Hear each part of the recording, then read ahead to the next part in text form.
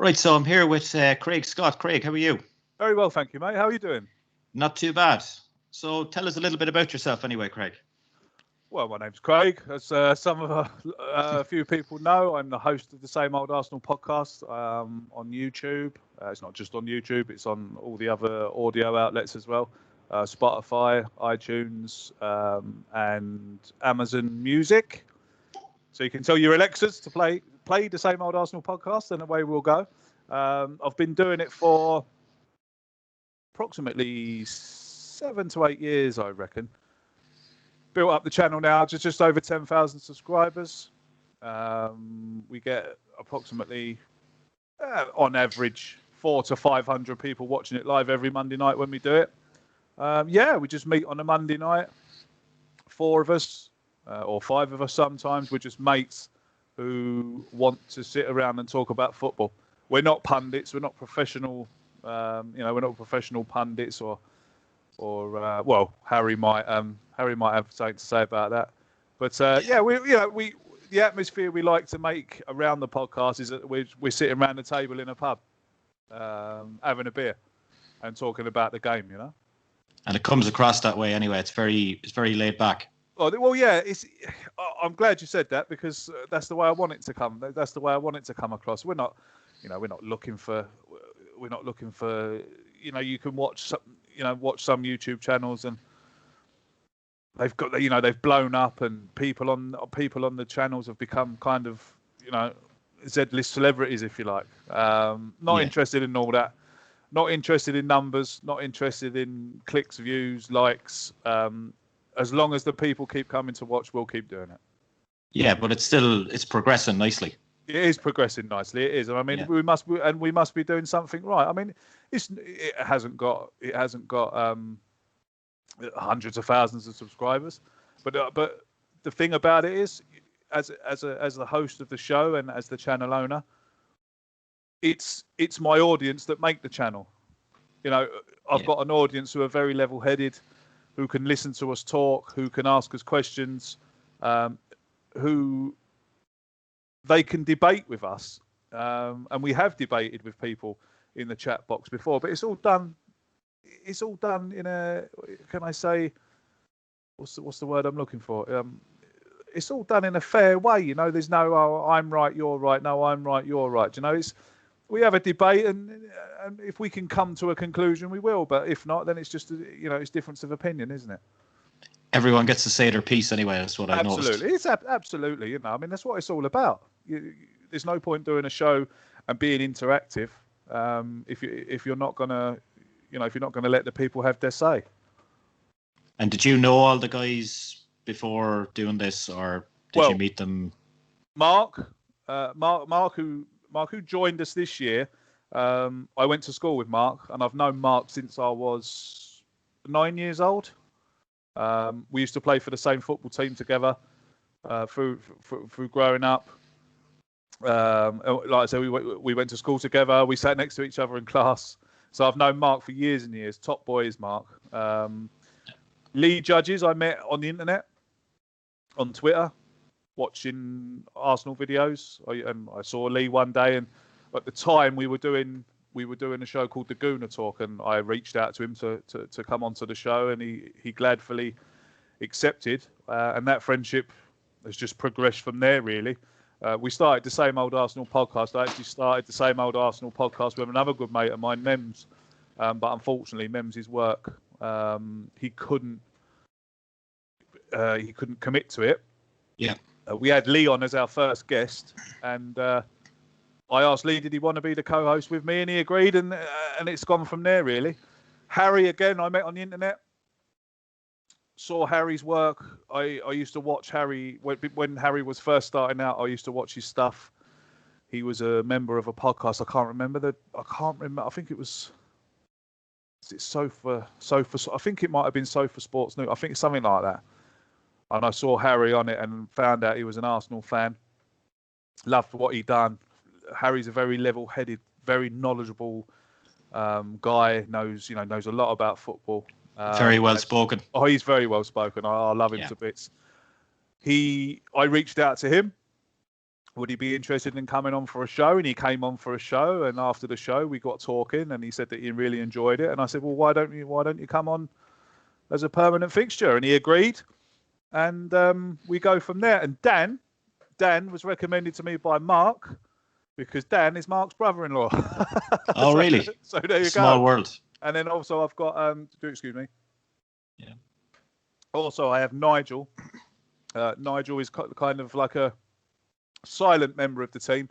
He does the administration in the chat box to make sure that it's all kept amicable, and there's no messing about going on and spamming and that kind of thing. Spamming and people being racist, and as people do, stupid people. There's always, as the old saying goes, there's always one. When we talk about laid back, I don't think you'll get any more laid back than Mark. Mark's great. He's always been like that. I've had to give out to him now a couple of times, because Mark's got this knack of eating while we're podcasting, and then while he's eating, he doesn't turn off his microphone, and everyone can hear what he's chewing, which is. But then he'll sit there for maybe 10 minutes, and then he'll start talking, and he'll say something absolutely brilliant, like. Oh yeah, he's great. I mean, like Mark, I remember only a couple of weeks ago, we started the podcast, and I was just rolling out the intros, and he'd forgotten that he didn't put his bins out. So I'm rolling the intros to go live, and he's disappeared off the screen because he's gone to put his bins out while we've started the podcast, But I can't say nothing to him because he's been like that all his life. He's been like that ever since I've known him. So it's just him. So how long are you living in Cork, then? Well, I've lived in Cork now. I moved to Ireland in October 2000, so I'll be here 21 years. I'll be here 21 years this year. Well, next year. I say it'll be next year, won't it? And you moved from London, yeah? No, I'm from Essex originally. Okay. A little. Well, I say little. It's a fairly large town, Clacton-on-Sea, in Essex. It's a seaside resort, seaside town. Lived there all my life. Had a great upbringing. Lucky enough that Clacton had some really good nightlife, which led me on to trying my hand at DJing and, meeting a lot of people through going out and having a great circle of friends, going out clubbing, and we used to travel to the raves, to Milton Keynes. The Sanctuary Warehouse would have been one of our old haunts. I was lucky enough to actually know some DJs. I knew Force and Styles, who were very big and prominent in the scene in the mid to late 90s. I became quite good friends with one of the MCs, Charlie B. If anyone knows anything about hardcore music, they'll know that Charlie's one of the all-time legends of hardcore MCing. And it just went from there, really. I fell in love with the music at a very early age. I fell in love with rave music 14, 15 years old. Got my first set of belt-driven decks. I had a friend up the road called Sam, who was also like me, fell in love with rave music at a very early age. He had a set of decks as well in his bedroom, and we'd go to each other's houses and we'd swap vinyls and go to the record shop together to buy vinyl. And yeah, good times, man. Great times. So you done a lot of gigs over in England then? Not really, no. No, not really. I think I only done 2 or 3 in England. It wasn't until I moved to Ireland, really, that I can remember when I first moved to where I'm living now, and the local nightclub was on one night, and I went down there and I got talking to the DJ, and I explained to him that I'd done a bit here and there, and he said, "Oh, come along one night and you can have a go up there." So I did, and it all went from there, really. I then got a residency in the town in one of the nightclubs. That moved on to, I done my own promotion. It was a house music promotion, and the first night I launched it, there was a couple of girls in there, and they were doing a festival. I don't know if anyone in came down to it. It was the Waterfront Festival down here in West Cork, and they'd been to the gig, and they approached me after the gig, would I be interested in playing? So I said, yeah, great. So my first festival gig was down here in West Cork, actually supporting Jenny Green. Oh, great. The Electric Disco. So I supported her. And then the second year they did it, they asked me back. And I supported Felix the House Cat, which was pretty cool. Pretty mental. Yeah, that's huge. Big name in the game. And then the third year they asked me back. I supported Taboo from the Black Eyed Peas.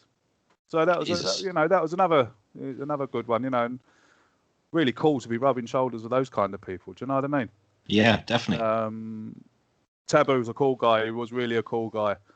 Afterwards, we were having an old glass of champagne with him and having a chat, and he was a right cool guy. And it's nice to see when you meet people, let's face it, he's famous. He was one of the biggest bands in the world, I suppose, at one time. Really down to earth, nice bloke, had all the time in the world for you, photographs, have a drink with him, have a chat with him, ask him anything you want. So yeah, I've had a good time of it, playing music over here. Do you miss it? Not really. Really. Things change, Maurice. Things. This is when I didn't have kids. I've got 3 kids now. Of course, a wife, wife, mortgage. Yeah. So unfortunately, DJing isn't going to pay the mortgage. So, do I miss it? I'd be lying to you if I say I didn't, but I'm not really. I wouldn't be. You wouldn't be able to commit to it. No, I wouldn't be able to commit to it. Yeah. Do I miss it? I probably do, but at the same time, I wouldn't be. I wouldn't be too bothered if I wasn't doing it. Do you know? Yeah, but you're doing a few live streams now, I see. Well, I've done a few live streams over the lockdown. A couple of years ago, I turned my attention to doing a bit of producing. And over the years, being back in England again, I kind of went through the musical generations, if you want. I started off when I was 14, 15. It was acid house. Then when I got to 16, 17, it became happy hardcore, jungle, drum and bass. And then when I got to 18, 19, 20, it became house music. And then after the house music came the UK garage. And the UK garage scene was one that I loved. I used to go to the raves with my brother. Very lucky, the town where we used to live.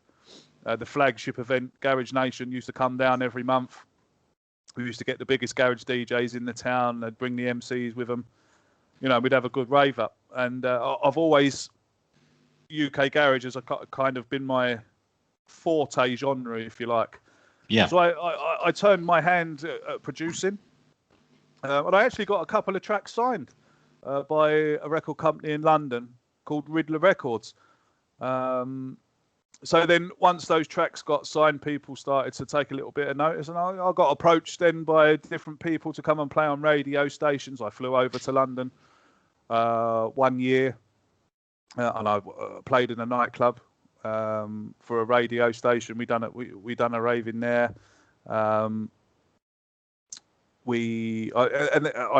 got friends back in my hometown who were doing promotions when the lockdown hit. I think because everyone wasn't working and stuff like that. People who were running events, kind of 5, 6, 7 years ago, they became reborn again online. They said, "Oh yeah, I've got all the banners and I've got all the stuff. Let's do it again." And I played some old school happy hardcore music for a promotion called Rewind the 90s by my good mate Rob Guymer. Yeah. Again, me and Rob go back absolute years. Known Rob since I was 12, 13. The old youth club days. Really good mate of mine. Went raving with him. Done all the bits and pieces, and then. From Rob, I got approached by a fellow called Gary, who wanted me to play some house music for him on a promotion called Exposed. So I'd done that, and then they done a couple of open deck nights, and I done a UK garage set on an open deck night, and I've played UK garage on it ever since. Yeah. It's nice and enjoyable, like that you could do something like that from home, I suppose, as well, without having to commit to it. Yeah, it's great. I've got a little setup here behind me now. I just fire up the decks and it's all connected to the internet, connected it to this computer, They give me the stream key to their servers and away you go. Yeah, simple as. So in terms of soccer then, or football, whatever you want to call it. Football, yeah. Address it by its proper title. What did you think of last night's game, Ireland and England? That was pretty boring, wasn't it? I think it was a foregone conclusion what was going to happen. But for the first 20 minutes, I thought Ireland were really good. They created some chances there. They had me going a little bit. Yeah. Daryl Horgan. Daryl Horgan especially.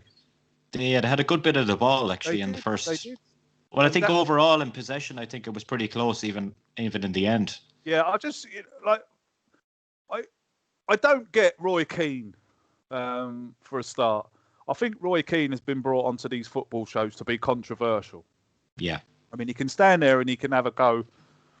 He can have a go at the Irish players and he can have a go at the Irish system and the manager and all that. But what he doesn't realise is it's probably his and Martin O'Neill's fault that players like Jack Grealish and Declan Rice are not playing for Ireland. Yeah. Why didn't they give them the cap? Give them the cap, bring them in. They can't move then. Yeah. Do you know? They stalled on that. They did. And you can't tell me, I mean, imagine Grealish and Rice in that Irish team last night. Completely different. It would have been a completely different game. Unfortunately, the Irish side is made up of predominantly championship players, isn't it? And even championship players that are not starting and playing. Yeah. The young fella they had up front last night, Adam Ida, he's back up for Pookie at Norwich. Yeah, I mean, I've been to a few Ireland games. Obviously, I support Ireland. I live in Ireland. Of course, I want Ireland to win. But obviously, last night was a bit different. Playing against my home nation, playing against my country. So, of course, I want my country to win. We had a bit of banter downstairs with my wife and my 3 kids. They were all cheering Ireland, and I was sitting in the corner on my own, cheering for England. But the Republic of Ireland football team have always been in my life because my nan and granddad are Irish. My mum is half Irish. So watching the Republic of Ireland comes as a, it just rolls on from watching England. I can remember exactly where I was when David O'Leary scored the penalty against Romania in 1990 World Cup. I can remember exactly where I was, what room I was in, who I was with, that kind of thing. So the Republic of Ireland football team, they have a little, well, not a little, but quite a big part of me. When they play, I always watch them. I always want them to win. I love to see the lower league players. For example, Daryl Horgan, Sean Maguire. I'm a big Cork City supporter. I've had a season ticket at Cork City for the last God knows how many years. Followed them home and away all over the country. Great to see players like Daryl Horgan, who of course used to play for Cork City. Great to see players like Sean Maguire, who used to play for Cork City. Apparently, on Sean Maguire, apparently the manager doesn't seem to rate him. He sold him when he was with Dundalk. Kenny did to Cork, I believe. Well, to not rate him is ludicrous. The boy, he's actually from about 2 kilometres from here. Yeah, I watched him bang 50 goals for Cork City one season. Yeah, that boy is the real deal. But playing over for Preston, I don't know. Is he even getting any games? Is he? He's getting games on the wing, I think. Yeah, he's not playing up front. No good. Sean Maguire needs to play down the middle. Give Sean Maguire the ball and he'll score your goals. He's phenomenal. I mean, people can say, "Oh, yeah, but it was League of Ireland." Okay, yeah, I'll take that into consideration. But when you're a striker and you know where the goal is, when you're in the box, like you know a player knows what he's doing. I mean, you could put Sean Maguire in the box, and he'll know where the goal is from whatever angle he's at. Do you know what I mean? They're the kind of players you want playing. I mean, I don't see what anyone sees in David McGoldrick. He used to play for Ipswich, didn't he? He's retired now anyway. A club that was up the road. But another thing that gets me, Morris, is this: when Sean Maguire was playing for Cork City, he banged 55 goals in a season and never got an Ireland call up. Yeah. Okay. We sold him to Preston. He made 1 substituted appearance and he got a call up. Yeah. Now that winds me up a little bit because he deserved a call up while he was playing for Cork City. There's players in. There is only a small handful now, but there's players in the Irish League who could play for Ireland. Yeah, they're talking about Jack Byrne as well for Shamrock Rovers. I mean, I can remember. But he's not getting a game either. Well, if he's not, you've got to be playing. But I can remember when Glenn Crowe and Jason Byrne got caps when they were playing for Shells because they were banging in goals left, right, centre. Now, it didn't work out for them, but they've got to be given a chance on the big stage. They're professional footballers, whether it's in the Aircom League, or whatever it's called now, the Electricity League, whether they're playing in the Championship or the Premiership. If a player is playing in a league and he's scoring 55 goals, he's surely got to be looked at. Whether he's brought into the squad, whether he's brought into training, him to see could he actually do it. Now he obviously could have done because he made one substituted appearance for Preston and he got a game. But I don't know. I still don't think he's got a fair run at Ireland yet, really. No, I don't either. I mean, he's still only in his 20s, isn't he? So yeah, he's still looking for the first goal, but the majority of the appearances have been cameos, really. Yeah.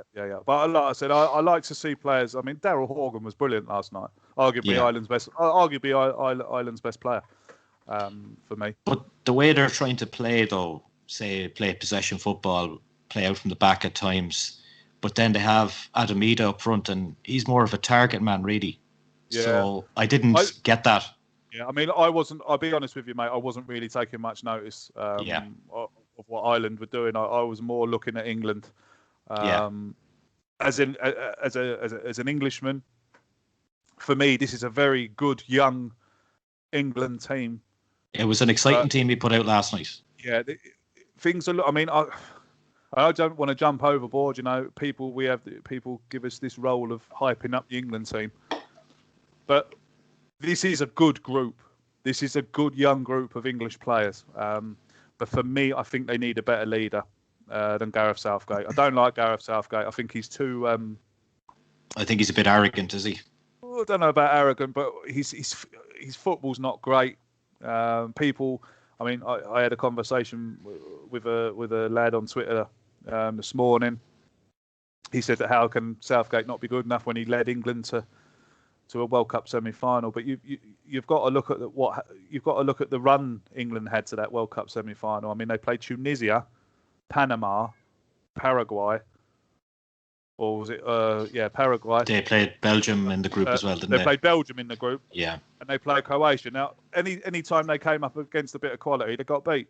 Got beat by Belgium. Beat by Belgium in the group. They got beat by Croatia in the semi-final, and then they got beat by Belgium again in the third place playoff. Yeah. So I know it was a completely different team, and the results could have been different if Harry Kane had squared it to Raheem Sterling, but he didn't. Could have been 2-0 up and cruising. But yeah, I think England need to bring in a young manager with these young players. Don't put me on the spot and ask me who, because I wouldn't know. But yeah, I just think they need a better leader. They need a better, more experienced international manager to lead them. Someone around the same age as Southgate, or someone older? It doesn't matter. International experience would be my top. Would be my top priority for the England team. You can't see England delivering a European Championship next year with him in charge. Oh, no, absolutely not. Absolutely not. Look, I hope he makes eat my words. Yeah, but the group looks tricky. Yeah, I don't think England. Hand on heart, I can't see England getting out of it. Out of the group? No, I can't see England. Really? England getting out of it. Yeah, I don't think. Mind you, saying that. 2 draws and a win would take you out of the group. 2 draws and a win would do it. Scotland, was it? Czech Republic. And the Czech Republic. They're tough. They're going to be tough fixtures, but I suppose in England's defence, they play every game's at Wembley. So if fans are allowed back in, then it's going to be a massive advantage to England. So perhaps, I don't know, perhaps that was a bit silly to say that they won't get out of the group. They'll find it tough. Yeah. They're not going to be straightforward games. No, I don't think they will, especially, in a European competition. That's where it gets down to the nitty-gritty. These are not Europa, these are not Nation League friendly stroke competitive games. This is the real deal, and Yeah. we'll see what these young players. We'll see how these young players can cope when those games come around. So, in terms of Arsenal, Mm. what do you think of, well, say the season so far? Some will say it's been disappointing. Someone like me would say it's. I'm just going to have to give. You're just going to have to give it time. People can shout and scream from the rooftops that Mikel Arteta is no good, but the fact of the matter is this: he's been here 10 months. He's delivered a trophy. So exactly, he's won us the FA Cup. He beat Manchester City and Chelsea on the way to that. He's beaten Liverpool in the Charity Shield. We've beaten Liverpool away from home in the Cup. We've United for the first time in 14 Manchester years. United for the first time in 14 years, but which is all improvement. Now, what people have got to understand is that he's been here for 10 months. He's gone through COVID-19, had COVID himself, has had no financial backing, has been left with a load of poor players, a load of players that he tried to offload during the last summer transfer window, but no one wanted them. Yeah. Because unfortunately they come with the price tag is too high. The wages. Sorry, the wages that they were on were too high. That's left back from the other regime. It takes time to rebuild a football team, to rebuild a club. Mikel Arteta has only been there 10 months, and I find it ludicrous that some people are calling for his head already. I don't understand it. Now, I'm not comparing Klopp and Arteta as managers at all in this next thing I'm going to say, but I will compare the situation. Yeah. Jurgen Klopp came into Liverpool and they were rubbish. They were consistently finishing 8th, 7th and 6th and missing out on the Champions League and getting beat by smaller clubs in club competitions. They had a poor side. They had a poor squad. It's very much like the situation that Mikel Arteta finds himself in. But Klopp, yes, has more managerial experience than Arteta. But I still think Arteta is going to be the right man. This has all come from the defeat against Aston Villa. Okay, now when we beat Manchester United after that game, which was only last week, we had the best defensive record in the league. Okay, so people can't tell me that is not an improvement. People are trying to tell me we haven't improved under Arteta. We had the best defensive record under Mikel in the league, so that's an improvement, isn't it? Yeah. Mikel Arteta has improved the defence. There is a massive improvement in our defence. Then we come to Aston Villa and we get beat 3-0. Now, this is a team that put 7 past Liverpool. They put 7 past the champions, okay? And they've come to the Emirates and they've done a job on us. Absolutely no crime. They played brilliantly. Oh, Aston Villa played Arsenal off the pitch. There's no two ways about it. We got beat 3-0. This happens in football. This happens. Other teams, especially in the Premier League, and especially now that there's no fans in the ground, this can happen to anyone. And it proved it by Villa hammering Liverpool, went to Leeds and got hammered themselves, and then come down to the Emirates and beat Arsenal 3-0. I tell you, that Leeds and Arsenal game, the next one, it could be any score. It could be any score, and it's a big game too. I fully expect that Mikel Arteta will take this 2-week international break and will be working non-stop on new systems, new tactics, because he's got to change it. He's got to do something, because although I can sit here and support the man, I can still critique him, and I can still ask the questions. Why is Aubameyang playing on the left? Why isn't Pepe starting? Why is Willian starting over a player that we paid £72 million for? Why are you still persisting with 3 at the back? Why are you playing Kieran Tierney as a centre back when he's as left back? They're the questions we're all talking about. He's the manager of Arsenal, so he can do what he likes, but that doesn't mean that we can't question or critique what he does. But what I don't like is when people are coming out and they're abusing him. Yeah. And, calling him in this and that on social media, and not actually having the brain to sit back and say, well, we've got a 2-week international break. We'll see what he does in the 2-week international break. We'll see what he does against Leeds. And after the Leeds game, whether we win it or whether we lose it or whether we draw it, we'll sit down again and we'll have another chat. I might change my mind. I might see something against Leeds and say to myself, oh, do you know what? Perhaps he isn't the man. But at this moment in time, he is. And he's the manager of Arsenal Football Club. And that's all I've got to say about that. Do you think that the way he plays at the moment, like it's a lot more defensive than what we're used to seeing? Do you think that's down to in the players he has at his disposal? I don't think it's lack of trust. I think he's afraid of losing.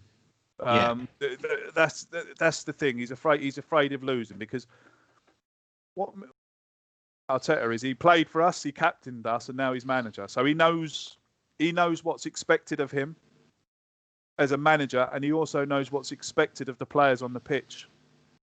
He's trying to put the players on the pitch to match our expectations, but it's obviously not working. He's playing two defence. I mean, we went away to Old Trafford. We were defensively. It was a defensive masterclass at Old Trafford. The high press into Manchester United half. It was great to see. Again, something we'd rarely seen from an Arsenal team, which again was another big improvement for me. But then, of course, he comes back to you can't go away and beat Manchester United away and then come back to the Emirates and put in a performance like that. It just nullified the result. Absolutely. It just means nothing now. Do you know? We're a team that if all the results go our way around us, like they did last week, if we'd have beaten Aston Villa, I think we'd have been a point off the top four, I think. Yeah. With a game in hand. It's always right at that moment. Yeah. Every time someone else drops points, we drop points as well. Yeah, we never take advantage. Really frustrating. When was the last game you were at? Oh, the last game I was at. Funnily enough, the last Premier League game I went to was when Jack Wilshere scored that goal of the season against Norwich. Oh, really? Do you remember that game? Yeah. I was at that game with two of my good pals, Simon and Bradley. That was actually the night I was DJing in London. Because we're all gooners, the three of us, and we went. Simon was DJing the same night, and so we all went to watch the Arsenal as well. But yeah, that was the last Premier League game I went to, so that was good. I mean, God, that day was great. I mean, he got that goal of the season. I witnessed that goal of the season. Mercer Ozil masterclass. He scored 2 that day. Aaron Ramsey masterclass that day. Arsenal that day were phenomenal, and I think they won the game 4-1. They would have beaten anyone 4-1 that day. Do you want to hear my record of Arsenal games I've been to? Go for it. See what you think it is. 2006 Highbury, Man United 1-1. 2018 League Cup final, 3-0 loss to City. 2017 City away, 3-1 loss. 2017 City at home, 2-2 draw. 2016 City away, 2-2 draw. And 2016 Tottenham at home, 1-1 draw. Never seen them win. So don't go anymore then. Yeah. and then I went to the Chelsea friendly in Dublin. You were probably at that as well. I was at that, yeah. 1-1 draw, but they won on draw, penalties. So the Houdini could be over then. Yeah. I don't know. Anyone sees Morris at the Emirates, tell him to stay outside. Yeah, you have to. So in terms of the future then for the podcast, do you have any plans to expand on it, or are you just going to... We've expanded it already. We've got... We have a spin-off show in America called the Same Old Arsenal USA. I have a friend over there, Tanner, in America, the Bearded Gooner, if you want to follow him on Twitter. Yeah. Got to know each other on Twitter. He watched the podcast, the Same Old Arsenal podcast, and he was doing his own little channel and his own little vlogs. He travels quite consistently backwards and forwards to England to go to games. Very very well-travelled football supporter. Watched some of his vlogs, liked what I saw, saw some of his videos that he'd done, liked what I saw. And again, it's all about reaching out to people, and just introduced myself, this, that, and the other. Here, look, I'm thinking about doing a show the Same Old Arsenal podcast USA, and would you like to be the host? And he jumped at the chance and he got his little team together over in America, and away they've gone. I give him. He can do anything he wants. He gets as much support as he needs from me. He asks me questions. Can I do this? Can I do that? I've never said no to him yet. I like to give him his free run. Yes, it's under the branch of the same old Arsenal, but he's running it as far as I'm concerned. Yeah. So he can do it. He's doing really, really well. He's getting great views. Reason I wanted to do it is because I knew that we had quite a good following in the USA, because you can see from your analytics and stuff, on YouTube. Yeah. And stuff. We had I think it was the second most viewed country, and it was at a very silly time for Americans. I think when it was 7 o'clock or 8 o'clock at night when we started here, it was 3 o'clock in the afternoon in America. So everyone's at work, or everyone's in college, or people are still in school. So I reached out to Tanner, and because there's few different time zones over there, isn't there? I think they've got Pacific time, and is it what's the other one? I think one is 8 hours behind, the other is 5 maybe. Yeah, one's PST and one's, is it EST? Possibly. Yeah, something like that. But yeah. So even though he's doing he does his show 9:30 his time, it's 6:30 on the other side of America, so the time frame's a bit better. People might be home from work, have eaten their dinner, and they've sat down and they're relaxing for the evening, and they can watch Tanner and the boys be talking about what's happened during the week. Taking over the globe. Well, I don't know about that. Yeah. Bit by bit, but it's all good fun. I'm not interested. Like I said, it's all good fun. We do it because we want. Again, I'm not. People have this stigma that not me, but people who do this kind of thing. People have this stigma that we're doing it for money, and we want to profit, and this, that, and the other. I mean, I would say to those people, just actually go and have a Google about how many views you have got to get to even consider making a living or making any kind of money on YouTube. I had a guy on the podcast last night that has 250,000 subscribers on YouTube. He's a guy I know from school, and he's actually making a living from it. Yeah. Well, I mean, with those kind of numbers, fair play to him. That's 250,000 subscribers is massive amounts of work to put in. Do you know? Yeah, thousands of hours. Oh, thousands of hours. We've just passed 10,000, and we've been going for 3 years. We do it once a week. I'm pretty sure that, look, if I sat here every night and done something, we'd have more. But we're not interested in I'm not interested in big numbers. If people are tweeting me saying, "I loved the show last night, Craig," people tweet me and they say it's the best Arsenal podcast there is. If I get one of those comments every week, then it's worth doing it. I'm happy. Yeah. I'm happy. Yeah. Well, it was nice talking to you anyway, Craig. Appreciate that. It's absolutely my pleasure, mate. Thanks for having me on. And we'll catch up again. Absolutely. Best of luck with this, mate. And thanks for having me. No problem, Craig. Thank you.